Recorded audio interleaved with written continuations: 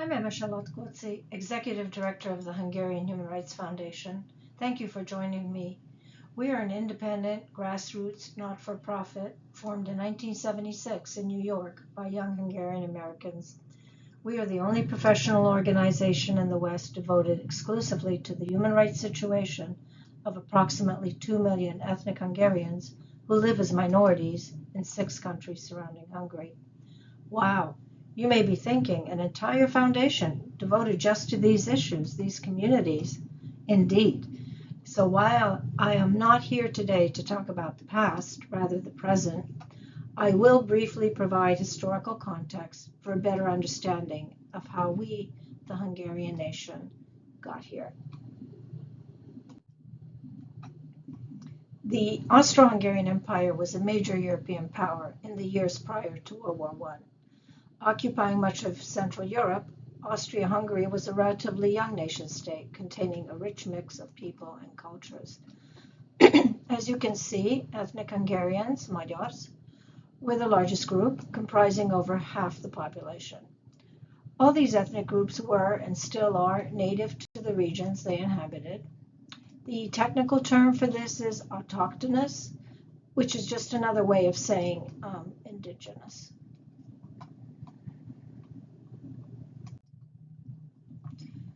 So the Treaty of Trianon is one of the Paris peace treaties that ended the First World War.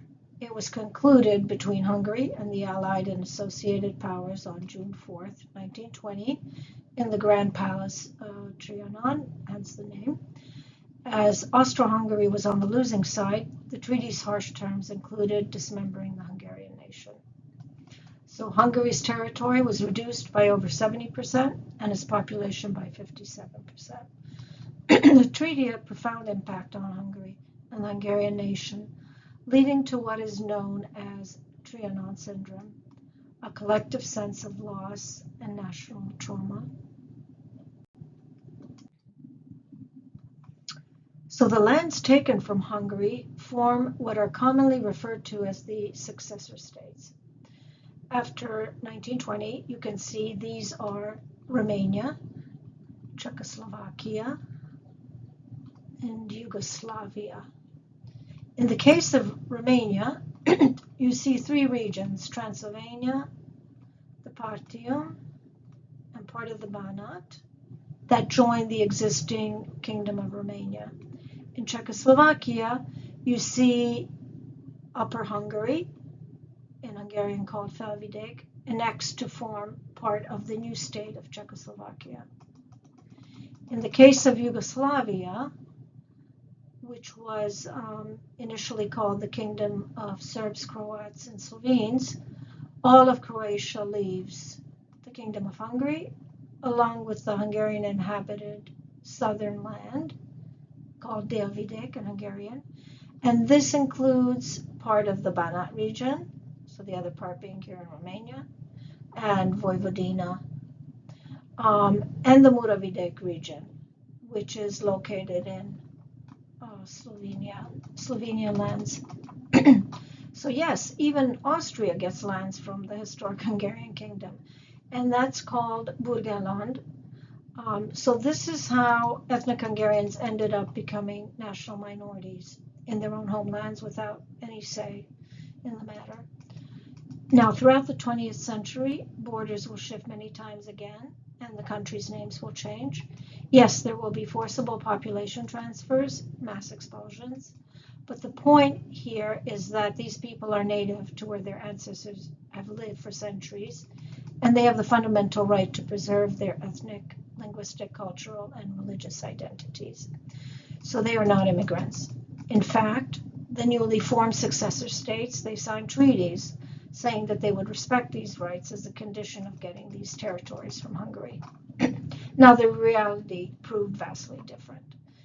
In the ensuing century, the rights of ethnic Hungarians are enforced to varying degrees, but wars, fascism, communism, they're all determinant factors. So today, the 6 countries we speak about where ethnic Hungarian minorities live are Romania, Slovakia, Serbia, Ukraine, Croatia, and Slovenia, in descending population order. Yes, 7 countries surround Hungary today, but generally speaking, because of the lack of a communist legacy, Austria's situation and its issues are different. So here we have an ethnomap of the 7 countries we've been talking about. So you have an overview of the ethnic distribution of Hungarians. The latest approximate population figures are also listed. Going forward in this presentation, I'm going to focus on 3 countries, Romania, Slovakia, and Ukraine, where Hungarians currently face the most challenges, and they're the focus of our human rights advocacy. Of course, situations can and have changed on a dime. This is one of the reasons our organization has operated for nearly 5 decades. Before I delve into the Hungarians of Transylvania, Slovakia, and Transcarpathia, Ukraine, I'm going to share some slides on Serbia, Croatia, and Slovenia so that you get some basic facts about these communities as well.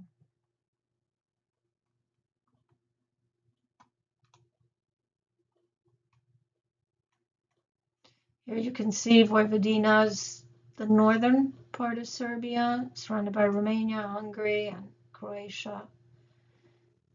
Here are some of the highlights from its history.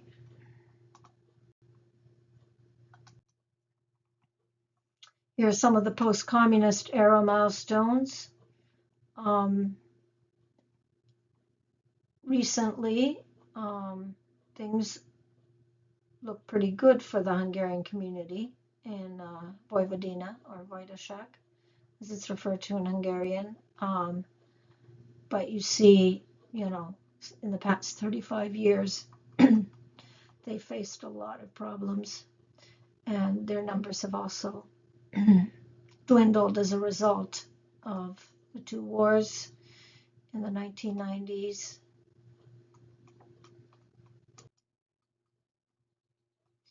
And here you can see that Vojvodina is one of the only remaining truly multi-ethnic, diverse places in Europe, with a variety of ethnic groups.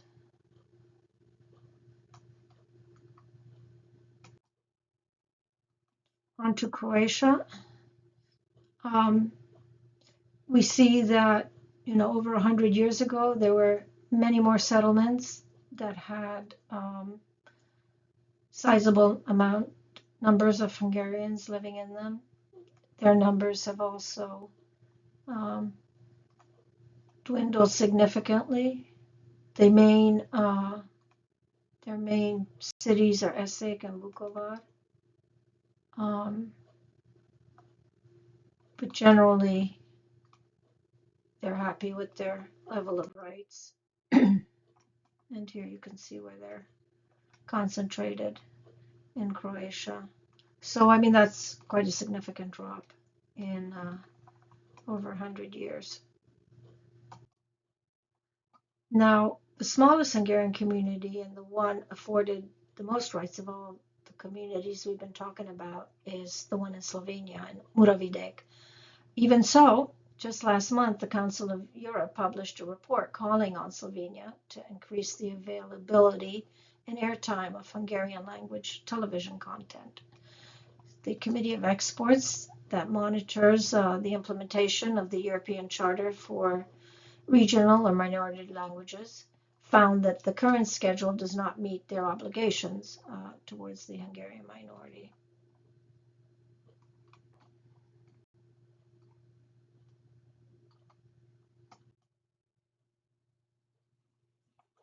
And here we see that they're concentrated along the border of Hungary.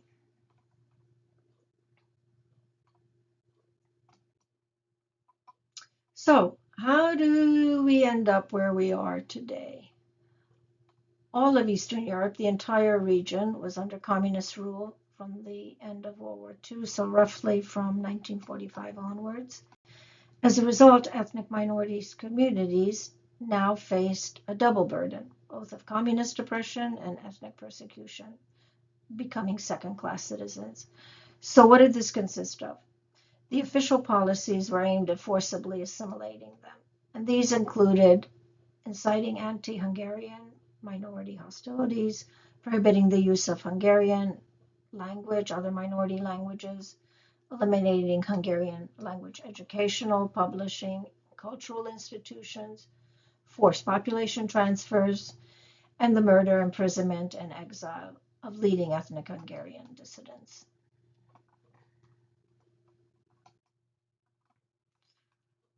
Our organization, as I mentioned, was first formed in 1976, and it was called Committee for Human Rights in Romania.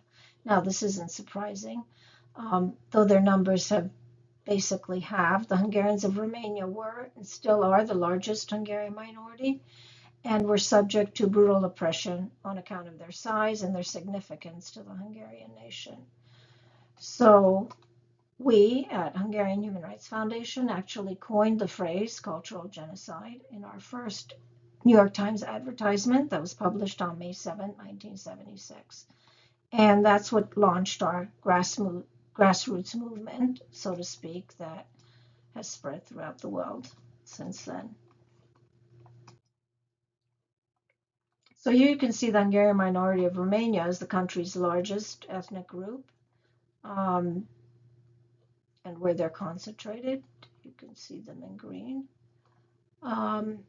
There were hundreds of thousands of ethnic Germans. They were bought out by the German state under Ceausescu's rule, so in the 1980s. He sold each ethnic German for 1,100 Deutschmarks.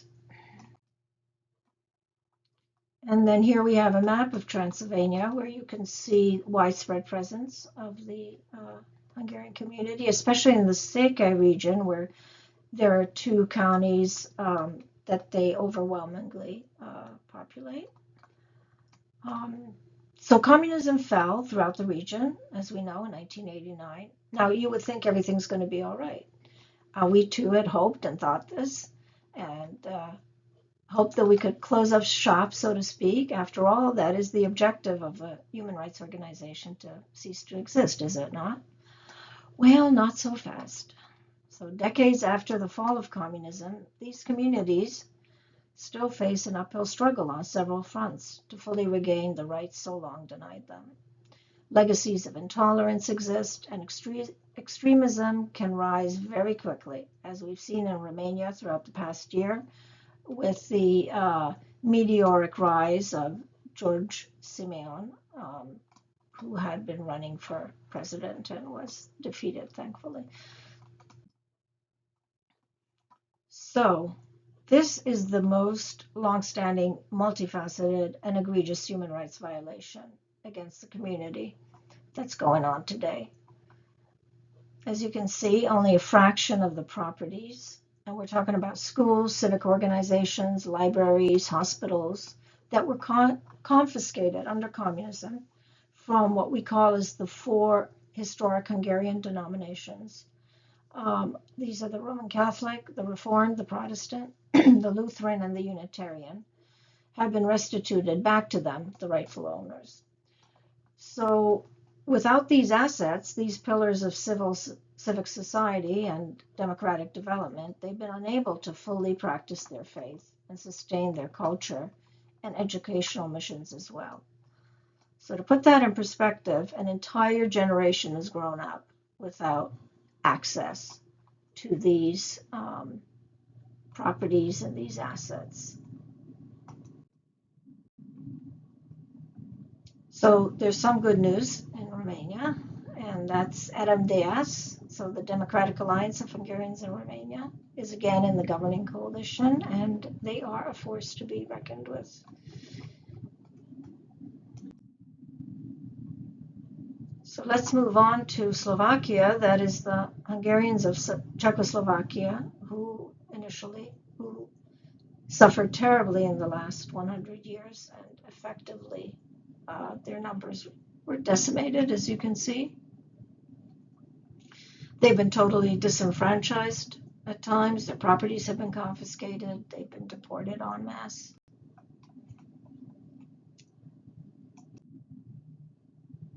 And here we see some milestones from the past century. As we know, in 1993, Czechoslovakia separated, and now the Hungarian community since then lives in Slovakia. So even though their numbers have been more than halved throughout the past century, today, along the border of Hungary, they still make up about 10% of Slovakia's population. The top human rights violation against this community is very hard to wrap your head around in 2025. Since at least 2009, going on to this day, the Slovak authorities have confiscated hundreds of private properties without any compensation, exclusively from those with ethnic Hungarian or German ancestry. So they do this by applying certain World War II era Beneš decrees. These decrees, they were issued 75 years ago to collectively punish the Hungarian and German minorities. So believe it or not, these laws remain in force, and they're the basis for the government retroactively confiscating valuable land and assets from the descendants of the original victims. So it's like the state is saying, well, we didn't take care of this 75 years ago, so now we're gonna right this, so to speak, after all these decades. And lastly, I'm going to move on to the ongoing tragedy in Ukraine. As you can see, this small community has had a tumultuous past. In Hungarian, the area is referred to as Kárpátalja. In English, we use the term Subcarpathia or Transcarpathia, and the Ukrainian name for the province is Zakarpattia Oblast.